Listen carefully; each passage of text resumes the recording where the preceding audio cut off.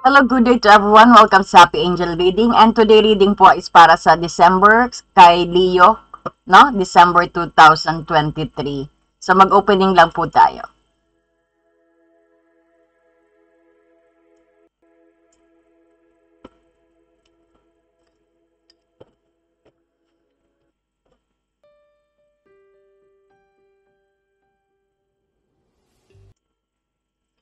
So ayan po.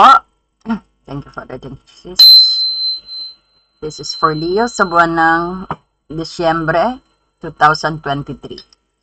Okay, so kung bago ka po sa ating channel, please don't forget to like and subscribe and hit the notifications bell. So tingnan natin, anything that came out po, babasahin po natin, no? Pero before yan, tingnan natin kung ano yung reminder ninyo na dapat ninyong sa ngayon na panood nyo po itong video, ang reminder po sa inyo, no?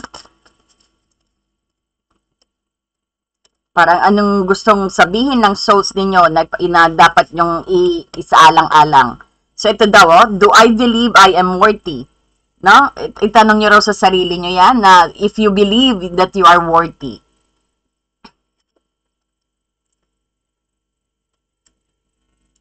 Naniniwala ka ba na you are very worthy? Yan ang sabi, no? So, you are worthy, you are deserving, you are loved, ang sabi.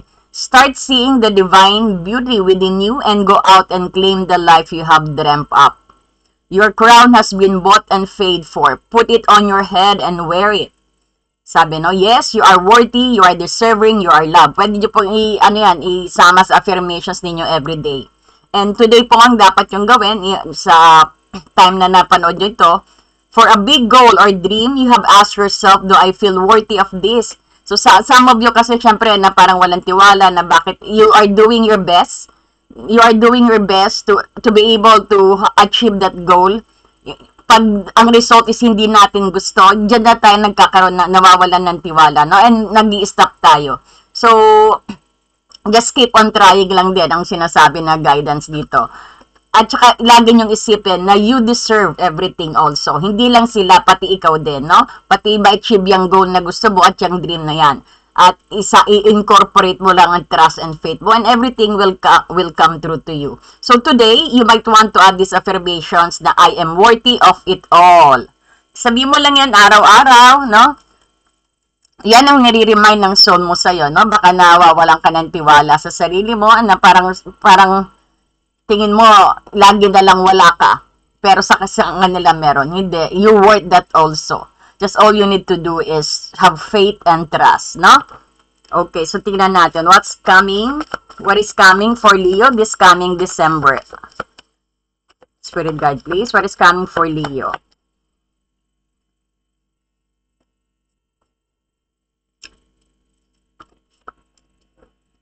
Oh, somebody will surprise you. I think your mother to. You'll be came across with a mother energy. Na very understanding, very loving siya, na parang susurpresahin ka. No? Actually, ito rin sinasabi dito that I'm seeing na parang this person is healed already. No? Baka yung iba may sakit na magaling na raw, nagpapagaling na. No? Pero you will receive some surprise about sa I don't know kung sa mother mo to. Yeah, I've seen here na siguro mother mo to na medyo may sakit, nakita natin na parang you will gonna receive some news na magaling na siya, na he's alright. No? Yan ang nakita natin. What else, Spirit Guide? Okay, tingnan natin when it comes sa yung love life. Sa yung love life naman, Leo, sa December, nakita natin na parang someone from your work na Taurus, Capricorn, Virgo. No? Wanted to ask you something. Parang may gusto siyang i-open up sa'yo. No? And this person is very trustful. No? Someone who's dealing with Taurus, Capricorn, Virgo. No? Very hardworking person siya. Mas matanda siya sa'yo na maaring mas matanda ka sa kanya. No? And this person wanted to share what he feels towards you. No? Parang gusto niyang i-share kung anong nararamdaman niya sa'yo. No? Tell us more. So tayo sa love life, no? Pero yung kaninang message, something lang na just pop up na pinaparating ng your mom is okay. That's you're gonna receive some good news, no? And then pagdating sa yung love life, pagdating sa iyong love life, somebody wanted to approach you, especially to those who's single. Parang somebody's coming na ang sign niya is Taurus, Capricorn, Virgo, mas younger than you. Parang this person's, he's been protecting you from others. Na parang itong taong ito, na parang sabihin natin, not everybody, parang sabihin natin na maraming naririnig siya sa'yo, pero he is protecting you. No? Parang pinagtatanggol ka ng taong ito. So, if you are, in case na hindi ka aware sa taong ito, pero may gusto siyang sabihin sa'yo. No? Na parang he wanted to start a conversations. Medyo nahihiya. Siguro, you need to be friendly to people around you, especially sa work mo, no? Dahil this might be a potential persons na who will gonna be maybe na pwedeng maging boyfriend mo or girlfriend mo. Ayan, parang nag-iisip din siya ng strategy how he will approach you. No, parang minsan gusto niya nang lumapit pero kinakabahan siya. Siguro try to be friendly, maging aware ka sa taong ito, no? So those especially who's single, no, parang mahiyain siya, no? Mahiyain. Or some of you naman is may gustong lumigaw sa inyo, no? Ayan, actually paano-ano na siya nagbibigay na raw siya ng sign sa iyo, Leo. Nagbibigay na siya ng sign. Kaya lang, parang natotorpe. Kung lalaki to, sabihin natin, parang natotorpe siya. No? Pero parang nagbibigay na siya ng sign sa'yo. No? Ayan. Gusto kanya as parang gusto kanya maging siguro boyfriend or girlfriend. Now, we've seen that. Ayan. Parang may pagkatorpe siya, pero this person has been protecting you from other people around you. Sa mga sabihin natin, hindi mo napi-place yung ibang tao sa work to. Nakita ko itong taong ito sa work na parang he wanted to be with you, or parang he wanted to ask a date to you. Parang gusto kanyang i-ask ng date, no? He wanted to ask a date for you. Baka wala siyang ka-Christmas na ka-Christmas date. Pero this is a good thing. Magalang na bata, mabait. Especially kung may gusto kayo, or parang kung lalaki kayo, may nagkakagusto sa inyo, no? Na gusto kayo, very, very gusto. Oy, actually, may future kayo nito. So, in case na kung hindi mo pa siya, at least, parang sinasabi rito, parang he wants some chance he wants some chance. And parang, I've seen that there's a future in this new person who's coming to your life, na parang may potential na maging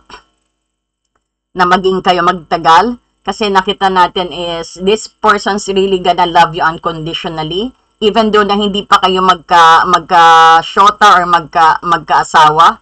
Or sabihin natin is, this person's will gonna love you for the rest of your life, no? So, some of you na wala pang boyfriend or girlfriend, no? Sa work daw, ito, makikilala nyo siya. Specifically, ang kanyang energy is very hardworking. Medyo may pagka-naughty, pero mas bata sa inyo, no? Okay, and some of you, to those who's dealing with Pisces, Cancer, Scorpio, Leo. Why he's open? Some of you is dealing with Pisces, Cancer, Leo, Pisces, Cancer, and Scorpio, na parang he's actually grabbing. Parang he's entertaining lots of people around him, no? Very friendly siya, na nakita natin dito. He is very friendly, accommodating. He's young, he's older than you. Ayun. Parang kakaano pa lang nito. Parang kaka-split nyo parang. I don't know kung you've been broke up to this person, Pisces, Cancer, Scorpion, Leo. Ngayon may nanliligaw na raw sa kanya. No, kung ang ex mo is Pisces, Cancer, Scorpio, may nanliligaw na sa kanya. Pero this person is actually very honest. Parang hindi kaya ikaw, Leo, ang medyo, or ikaw, Leo, is parang alam din niya na may third party involved dito. No, Leo, na isang air sign ang maaring naging dahilan ng inyong paghihiwalay. And this person's actually is very rich. No, mayaman na hindi spoiled siya ngayon, no? Nako, nang hinayang ka na yan, may pera na siya. Ayun, he learned from his mistake na. Sakaling nakikita ko na parang, or it's either na gusto mo bumalik sa kanya, ikaw yata ang nagloko rito, Leo, sa kanya. Tapos ngayon, may magandang buhay siyang hinaharap ngayon. Parang dumating good karma. Kasi parang, I don't know if ang third party is yours, which is Libra, Aquarius, Gemini. No, parang, pero this person still loves you. No, this person still love you. Kaya lang parang binibigyan ka niya ng lessons. No? Parang he's watching still on you. Pero it doesn't mean na makikipagbalikan siya sa'yo. Parang he's happy na nakikita niya na bumabalik ka sa kanya, Leo. No? But I don't think na he will still accept your love here. Parang he'll learn a lot daw sa relationship ninyo. Ayan. So parang, and ikaw din, Leo, we've seen here also na parang you are resisting changes. Parang you couldn't make a decisions for yourself. No? Bakit? Yan, you're resisting changes, Leo, this coming December also. So, you may came across dito sa ex mo, no? Na itong ex, this is your ex now, so Pisces, Cancer, Scorpio. And some of the Leo naman may makikilala sa work na Taurus, Capricorn, Virgo. And aside, nakita ko na medyo you are resisting changes this coming December. Parang there's a lot of decisions that you need to make, pero hindi ka makapag no? Parang you couldn't decide right away. What's these decisions? Regarding Pisces, Cancer, Scorpio, masculine energy. Kung tatanggapin mo, gumugulo sa isip mo ngayon itong si Pisces, Cancer, Scorpio sa mga girls na no, itong sa kanilang Prince Charming. Parang natutukso ka. It's either na parang tinutukso ka ng taong ito, Pisces, Cancer, Scorpio, na lagi kang gumugulo sa utak niya. Or maybe ito nga yung ex mo, Leo, no? And this week din, this December din, you're gonna be, parang may fairness energy sa'yo. Na para lahat ng unfair, magiging fair sa'yo. Parang nakikita natin, you will receive fairness this coming December din. No? Tell us more, Spirit Guide. Five of Pentacles. Just wait lang. Right.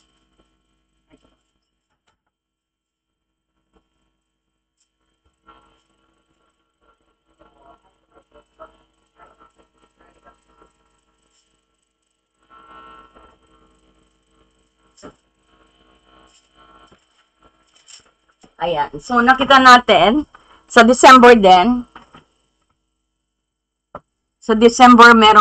you will receive mayroon kang parang in-applyan, makaka-receive ka raw ng positive outcome. Or this is also promotions na nakikita ko. No? You also have some promotions. Promotions or bonus. Ayan. What else, Spirit Guide, para kay Leo? Oh, some of you din na parang hindi makapag-decide. This is thinking of two lovers, no? Maaring ang lovers na pinagpipilian nyo is Taurus, Capricorn, Virgo, and Pisces, Cancer, Scorpio. Parang naguguluhan ka. Pero parang nakita ko one na pinagpipilian mo, Taurus, Capricorn, Virgo, Pisces, Cancer, Scorpio, na parang lahat pinapakita sa'yo, pero ang gusto mo pa rin is yung nahihirapan ka. Parang gusto mo yung may challenge, no? So, parang medyo, pero nakita ko parang i-date mo eh. Pero you're most attractive dito kay Pisces, Cancer, Scorpio. Parang itong i-date mo, si Pisces, Cancer, Scorpio, makikipag-date ka. Siguro ito para sa mga single, no? Kasi parang naglalabasan each persons dito na parang attempt, no? Or gusto. And Leo, ito parang nag-hope siya. So, Pisces, Cancer, Scorpio to is hoping to have a relationship with you. Or ikaw ang may gusto makipag-relationship sa kanya. Parang itong taong ito is very beautiful or very handsome, very pretty, or very cute na parang sabihin nga natin Prince Charming mo. No? Pero yung isa naman, ang tinitimbang mo, yung isa naman mabait, mayaman. No? So, hindi mo alam isa romantiko. So, parang naguguluhan ka, hindi mo alam kung sino ang kukunin mo rito sa dalawa, or sinong i-date mo, or sinong sasagutin mo, no? Parang you are weighing them, no? Kaya may judgment din dito, parang, kaya din may justice dito, make sure you are aware, no? Weigh them down, no? Tingnan mo pros and cons, no? Ibig sabihin na parang, dito ka magpo-focus na gusto mo, but you will make a point na meron ka makasama this December, no? Na you will make it a point na may makakadate ka, may sasagutin ka, or magbo-boyfriend ka this December, some of Leo, no? Nakita natin, siguro, advice din siguro yung justice na, siguro, be fair, when it comes to choosing or to make a decisions, no? And always remember, there's a cause and effect. Hindi lahat na, mamaya magsisikap, yung pala, you judge them, very unfair siya, mayaman lang siya pag kailangan mo, kung i-date mo pag may kailangan ka, parang unfair nga naman, no? May effect din yun sa'yo. And then, parang gusto mo, parang hindi ko nakikita na na mahal mo sila. You're choosing just wanted to be with them. Or gusto mo lang na may masabing may boyfriend ka o may girlfriend ka. Pero hindi ko nakikita na may puso ka sa dalawang itong pinagpipilian mo. Because ang puso mo talaga is nasa ex mo rin na Pisces, Cancer, Scorpio. No? Parang you're making a decision who will you be. Parang maybe gusto mo lang pasakitan siguro ang ex mo. Pero nakikita natin, two persons, actually you're choosing them and they both likes you. No, pero I didn't see where your heart is here. No? So, kaya sinasabi rin na justice din. So, always remember, this is a win-win-win solution sa'yo. Na parang sabihin natin na, weigh them, no? Be fair. Be fair kung be fair. Make sure na kung hindi mo rin naman pala sila mahal, bakit kailangan mo pang gamitin? Parang gano'n ang sabi rito. Or, because, and every action she got, may effect, cause and effect energy pag injustice na niya dyan. No, hindi ko nakikita na sa kanila ka nakapokus, but you are actually trying your best. Kumbaga, mo lang sila, parang gusto mong ipan-display or parang gusto mong ipakita lang sa ex mo. Parang you wanted to show to your ex na meron ka na. No, parang you just wanted to show the world because nga, nakita natin parang this person hurts you. No? Parang parang ikaw yung bumabalik sa kanya na parang may third party ka maybe on way na ang cause ng paghihiwalay ninyo. Na parang may third party involved, tapos ngayon is parang nag-split kayo ng isa, tapos ngayon you wanted to come back pero tinurn down ka ng isang Pisces, Cancer, Scorpio. Bali, dalawang water sign ang nai-involve sa'yo, which is one ang iyong ex na bumabalik ka, or itong ex mo ang bumabalik sa'yo. No? Tapos but on the one side dito, may third party ang involved ng cause ng inyong pinag-awayan, at nakita ka parang he doesn't want to get back on you anymore. Pero he's also showing, parang pakitaan na kayo. No? Pero this person likes you, pero this person have learned a lot from you. Naging matured na yung babaeng babalikan mo sana, yung ex mo, mahal ka niya, kaya lang, and he's enjoying actually yung the way you act sa kanya, the way you chase, he's knowing that.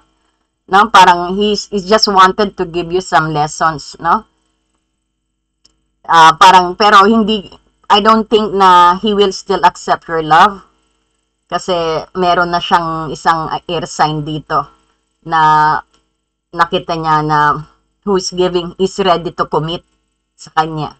And then meron ka nga naman dito sa December, dalawa, na isang Taurus, Capricorn, Virgo, and we've seen also another younger than you na Pisces, Cancer, Scorpio, na you are trying to choose who them you gonna pick. One is rich and one will give you everything, and the other one is just handsome and charming, strong sex appeal, Nakita natin, but I didn't see where's the where's the heart is. Hindi mo alam, pero wala ka talagang gusto sa kanila. Your heart is sa ex mo. No? So, how you will handle that? No? Sa December. Okay, so tingnan natin. Just just put nyo po comment niyo, no, regarding sino kayang pipiliin mo sa dalawa. Okay? Or maybe, iba pa tong, meron pa tayong nakitang, or maybe you will meet, itong mayaman, parang katrabaho mo, na willing to give you everything. Pero your heart, where is your heart right now? No? Sino yung talagang gusto mo? Parang ganon, no? Naguguluhan ka actually. Naguguluhan ka sa, no? Pero what your goal is to have someone on December, kahit wala yung puso mo, no? Sa bagay, mapag-aaralan naman ang pagmamahal. Okay? So, thank you and God bless you. So, leave a comments po, no? And don't make sure that you hit the notifications bells because we do live also po, no? Thank you and God bless you, Leo.